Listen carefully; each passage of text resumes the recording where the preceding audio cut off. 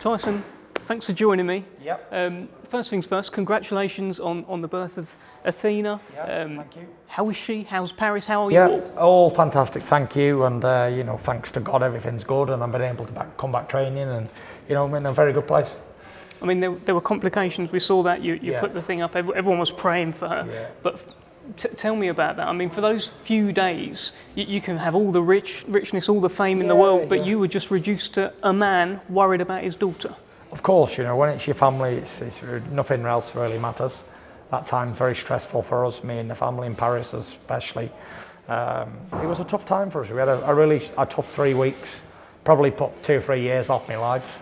It was very stressful, having an infant that's very unwell, it was very stressful, as you can imagine. But the main thing is now she's 100% healthy and well and out of the woods, so to say, and Daddy's back in training. So her name, Athena, did you give her that name before she was born, or was it after? Because the name was after she was born. So it was war and wisdom, it means. So she's won her first war straight away. Yeah, for sure.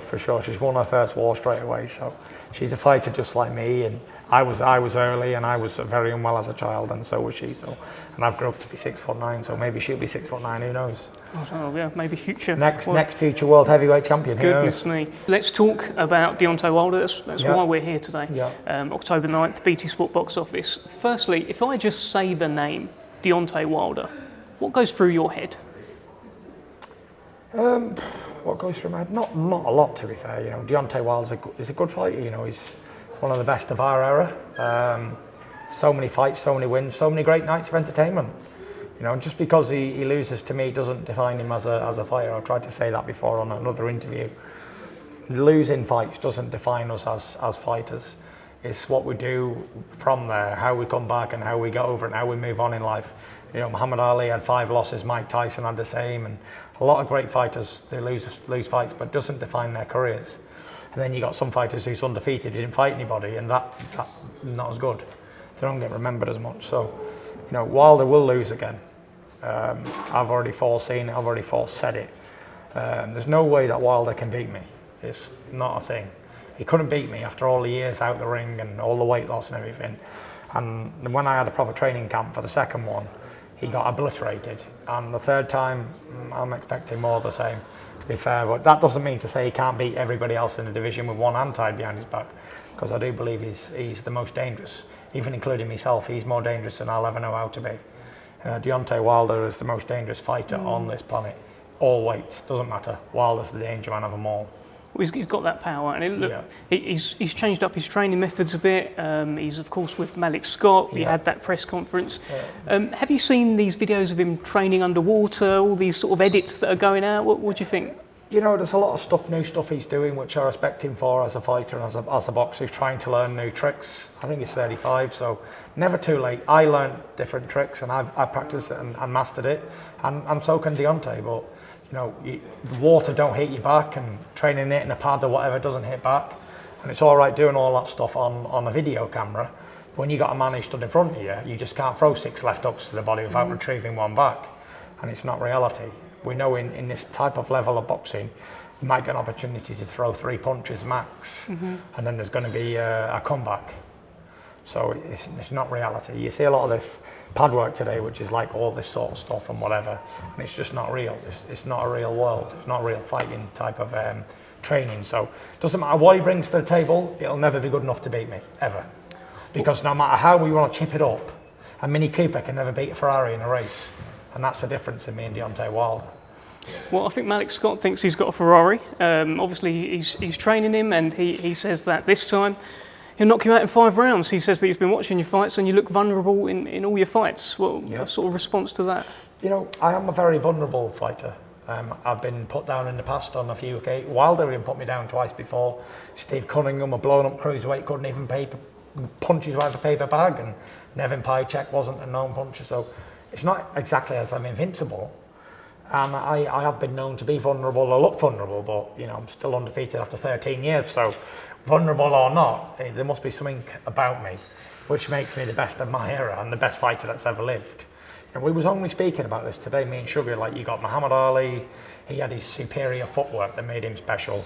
You got like Mike Tyson, he had that speed and that power, the turn and twists. Then you had like Lennox Lewis, he had his hulking strength and guts, like to go forward and aggression.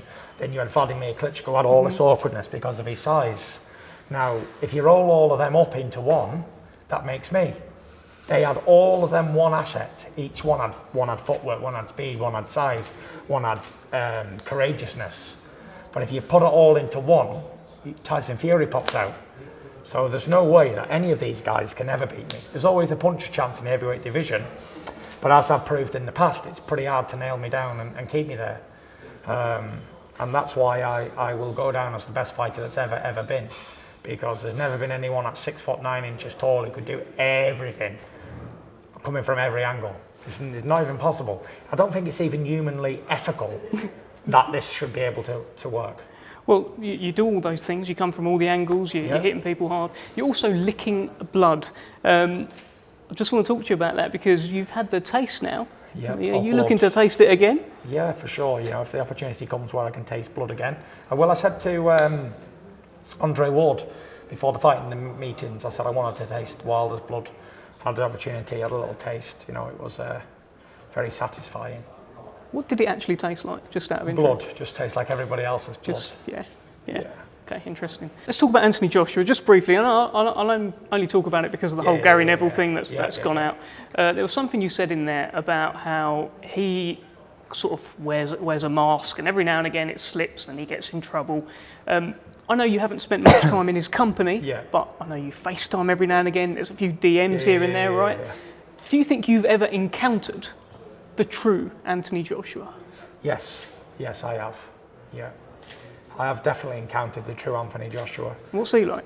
Not a nice person, just a sort of a bully. Someone who thought he was gonna sort of put the bluff on me. And that's what type of person he is. I don't think you need to be a rocket scientist to figure that out. I once had the opportunity to see the real Femi. He phoned me up one day in a mood to say he was going to do this to me and do that to me, and it didn't fare too well for him, to be fair, let's just say that. That's just a phone call that you've had a bit of back and forth, was it? No, just out of the blue. Like he phoned up Coogan for my number one day, and he decided to give me a call, like a telling off call, and I don't think he liked what he heard on the end of it, so yeah, there'd be no telling me off anyway. Well, give us a sample of what he heard on that phone call. What did you tell him? I just told him the truth, and the truth always hurts. Nothing will ever cut you deeper than the truth, because the truth will always set you free. And sometimes people hide behind the truth. They hide behind smoke and mirrors and lies, and they love it that way. But the truth will always set everyone free, and it cuts deepest. Like an alcoholic doesn't ever want to be told he's an alcoholic. A druggie doesn't never want to be told they're druggies. They always like to just get away from it. The truth hurts. If you're a bad person, you don't want to be told you're a bad person. You just want to be left alone, do your own thing, and get on with being a bad person. So the truth always cuts deep. No matter if you're good, bad, or indifferent, the truth will always cut the deepest. Do you think he's a bad person? Do you think he's a bad person? I don't know him as a personal thing, but you know, I don't know him, don't want to know him. I've got no time for him. He's just another bare bum in the shower for me. And when I come across him in a boxing ring, I will obliterate him. And it will be an easy fight. A lot easier than Deontay Wilder would ever know how to be. And that was pretty easy. That was one of the easiest fights I've ever had, but AJ will be easier than that. Well, just on that, obviously he's got Usyk coming up as well. I've heard a few different things from you. It seems like you changed your mind as to how you think that fight's going to go. What's your feeling right now? Feeling right now is that what I've seen from Usyk in the last two fights hasn't been a lot. But then I had a little think about it, brainstorm, that maybe he's not showing us everything that he can do. Maybe he's just been playing around with the likes of Chisora and the other guy he fought, Weatherspoon. Maybe he didn't try and even win them fights properly. Maybe he was looking bad on purpose so he could get that big payday and then do his good boxing on that night, which has been done before. A lot of fighters have looked terrible in fights to get other big fights and then rose to the occasion and won those big fights. So I've got a sneaky feeling that Usyk's better than he looks. And on the night when he feels that he needs to perform, that he will. Bit like myself, really. I can fight a bum and have a shit fight with him, But if I fight the best in the world, then I rise to that occasion and have good fights with them. We've seen it many times. So, yeah.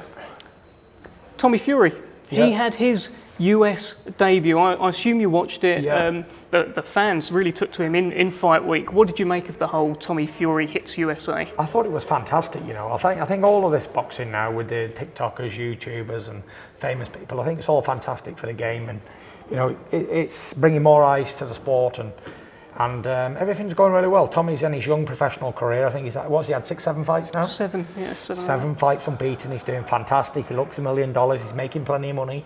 He's travelling around the world in style. He's influencing others to do the same. What's not to like? And bright future ahead of him. Yeah, 100%. And look, Jake Paul may well be in his future. I don't know if you saw that they sort of faced off a little bit backstage. Again, Jake Paul's doing fantastic as well. He's bringing a lot of views to boxing, and his brother and all these other guys who's maybe the old timers is coming back, and everybody.